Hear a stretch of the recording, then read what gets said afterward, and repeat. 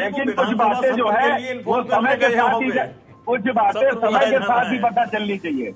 नहीं, मेरा सवाल नवीन जी, ठीक है आशीष जी, ठीक है नवीन जी, मेरा सवाल ये था कि मैंने कहा ना, अब मुख्यमंत्री बनना है, कौन बनेगा? जो नाम मीडिया में चल रहे हैं वो कभी नहीं बनते। मंत्री बनने वालों की लिस्ट है जो मीडिया में चल रही है वो कभी नहीं बनते। बीजेपी के फैसले ऐसे होते हैं कि ना मीडिया में लीक होते हैं ना किसी को पता चलता है, लेकिन अब जो हो रहा है क्या वो दिखाकर नहीं हो रहा सब कुछ? मैं एक लाइन कहूंगा, अभी कौन सा फैसला हो गया जो दिखा? ठीक है सर, ठीक है आशीष जी सुनिए, सुन तो लीजिए। हर चेहरा बदनुमा हुआ नफरत के दाग से, घर में ही आग लग गई घर के चिराग से।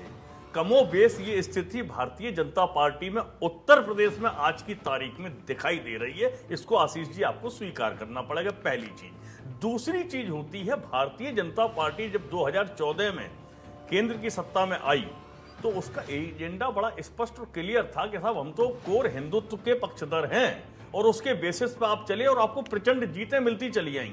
लगातार हर चुनाव आप जीतते रहे, आत्ममुक्ता आ गई, घमंड आ गया, सब कुछ आ गया, लेकिन आप चुनाव जीतते रहे। उसके बाद क्या स्थिति बनी? आप एक लाइन दे दी आपने, सबका साथ सबका विकास। उस लाइन का विरोध आज खुले मंच पर शुभेंदु अधिकारी ने कर दिया। मोदी जी ने बयान दिया कि मुझसे बड़ा कोई सेकुलर नेता ही नहीं है।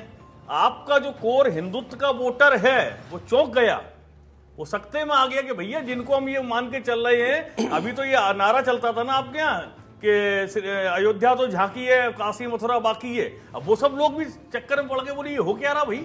इस तरीके से ही चलना चाहते हैं। योगी जी की मीटिंग में जब होता है तो उन्होंने कहा जहां मुस्लिम बाहुल्य सीट है वहां मुस्लिम कैंडिडेट उतारेंगे। तो आपने जो बेस आपका था, जो आपके पार्टी की बैकबोन थी, core Hindutva, hard core Hindutva, आप उससे तो साइडलाइन हो गए। अब आपको क्या हुआ क्या है कि देखिए, कोर हिंदुत्व आपका ये 2024 के चुनाव तक चला। आप राम मंदिर के नाम पर, योगी जी का कोई भाषण ऐसा नहीं है जिसमें राम मंदिर का जिक्र ना हो, चाहे पूरे भारत में उन्होंने कहीं भी दिया हो। आज स्थिति क्या बन गई? समाजवादी पार्टी ने जो पीडीए कार्ड चल दिया, वो क्या हुआ कि आपके कोर हिंदुत्व में से उनने जातियां छांट के बैकवर्ड को लिया, दलित को लिया और अन्य जातियों को लिया। साथ के साथ प्रशासनिक स्तर पर उत्तर प्रदेश में जो गलतियां हुई हैं, मैं अभी एग्जांपल देके बता रहा हूं, एक डीआईजी फायर सर्विसेज को अकारण उठा के अब सस्पेंड कर देती है सरकार। क्या मजाक चल रहा भाई साहब? न एक्सप्लेनेशन मांगा जा रहा अधिकारी से, न पूछा जा रहा है, न कारण बताया जा रहा, उठाया सस्पेंड कर दिया। किस लिए कर दिया? क्योंकि वो ब्राह्मण जाति से आता है। और उत्तर प्रदेश में जाति कार्ड चल रहा है दबाकर। मुख्यमंत्री की जात के हर जिले में अधिकारी मिल जाए शीर्ष स्तर पर तो बता दीजिए, मैं बहुत जिम्मेदारी के साथ बोलूंगा ये बात। तो ये चीजें समझने की हैं। आप सबका साथ सबका विकास नारे तक मत रखिए, धरातल पर लाइए। केपी मलेश साहब, बदलाव सिर्फ संगठन में या फिर सरकार के स्तर पर भी आपको नजर